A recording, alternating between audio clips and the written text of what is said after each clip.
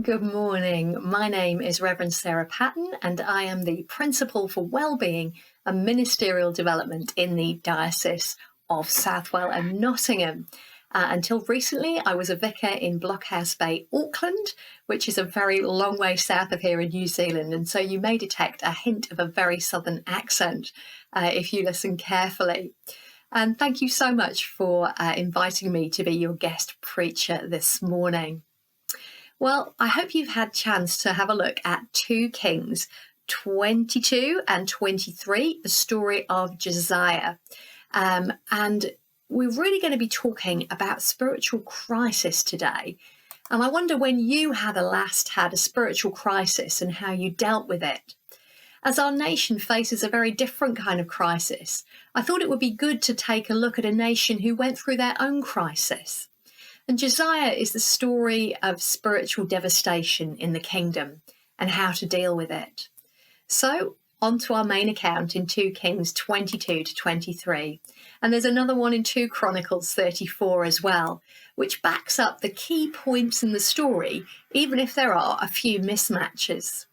It seems likely the Chronicles account was written a little later with access to the King's account, but also to some independent material which may account for the discrepancies. But there is a high degree of correspondence between the 2 accounts, and that gives us a lot of confidence in this story, even though it dates as far back to the period 640 to 609 BC. From the judges and the priests to the kings, it was mostly downhill after David, with one exception, until Manasseh hit an all-time low.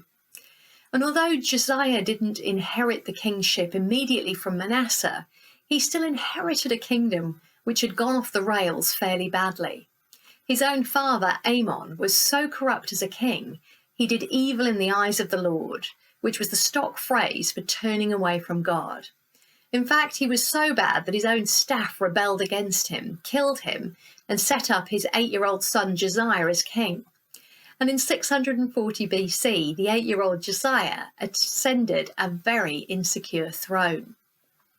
The kingdom was under the Assyrians at that time, and it had been largely overrun with their gods, the hosts of heaven, astral deities such as the sun, moon, and stars. But for some reason, Josiah held fast to God, and the author even associates Josiah with walking in the ways of the greatest of all kings, David.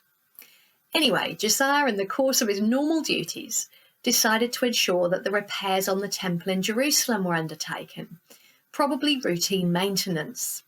His secretary, Shaphan, carried out the commission, but before his return to the palace was given a book, which had been found in the temple as part of the repairs. Some claim it was all or part of Deuteronomy. Others, the chapters called the Holiness Code in Leviticus, or the whole of the Book of the Law, the Pentateuch, the first 5 books of the Bible. Whatever it was, it caused quite a spiritual crisis. When the Book of the Law was read to the king, he tore his clothes, a sign of grief and repentance.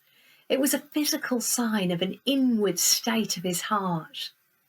So the first rule of crisis management is to make sure you are right with God and have repented of anything you might have done to cause or precipitate the crisis. Once you're right with God, then you are able to tackle the emergency. And that's what Josiah did. He discovered that God was angry with his people. Although Josiah had followed God and had done really good things, and the kingdom was still full of the worship of those other gods. And so in that state of repentance, Josiah immediately consults a prophetess, Huldah, and she confirms the judgment of the Book of the Law because Judah had worshipped foreign gods.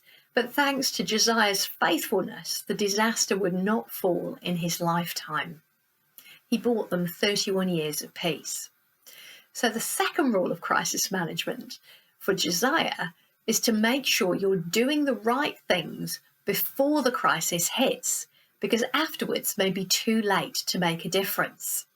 So already we have the track record, the spiritual history with God to draw on. The third rule of crisis management, according to Josiah, is to get a second opinion from a trustworthy, godly source. We all know people we respect because they walk closely with God. These are the ideal people to turn to in an emergency or an emerging situation where we can't see the way forward. The king called together a meeting of all the people in Jerusalem, at which the book of the law was read, so everybody heard what it said. And then Josiah renewed the covenant of the Jewish people with God to follow him and to keep his commandments. Sometimes we manage to say sorry to God without really completing the process of repenting. That is, to turn away from the sin and to walk God's way. But the king repented, and the king and the people recommitted themselves to God's law and to a clean start. So the fourth rule of crisis management is, having repented, to recommit to God's ways, to turn our backs on the things that hold us back. The fifth rule of crisis management is to clear out the rubbish. First, Josiah started at home in God's temple at Jerusalem. They were idols and symbols of worship that Josiah's ancestors had imported and worshipped. And although Josiah didn't worship them, they were still there at the heart of the cult, condoned in a way by their very presence in God's house. Josiah cleaned out poles and idols and evil practices. And once he'd finished on the temple, he went to the local shrines and cleared them out. And right across the kingdom, even the priests of other gods were not spared. Nothing that might restart that idolatrous worship. Then Josiah called on them to celebrate the festival of Passover. This was a smart move, because Passover was the festival when the Jews were reminded of God's faithfulness to them. Celebrating God at the heart, at the centre of their lives, it was like a seal on the covenant that they'd made. And Passover combines both worship and the passing on of that legacy to the next generation. So the sixth rule of crisis management is to worship God, to put him back in the centre, and to tell others what he has done. Finally, Josiah cleared out other evil practices, the mediums, the spiritualists, not directly related to a specific religion, but dangerous in and of themselves, in their reliance on powers that were not from God. What do we need to clear out? Do we have false objects of worship, a dependence on sport or television or drink or a middle-class lifestyle? Or are there practices or influences left in our lives which are still dangerous? The clear out needed to be complete. And so Josiah brought his kingdom back from the brink of disaster, and there was peace until his death, as I mentioned, 31 years later. Our spiritual state does impact those around us, doesn't it? And especially anyone who looks to us for leadership in any capacity. And in this current crisis, people are looking to see how Christians are handling the storm. If your spiritual state is in crisis, here is a biblical blueprint for weathering the storm. But the work starts even before the crisis, getting into good shape with God, ensuring clean hearts and homes, and having reliable and God-fearing people to go to when we need them.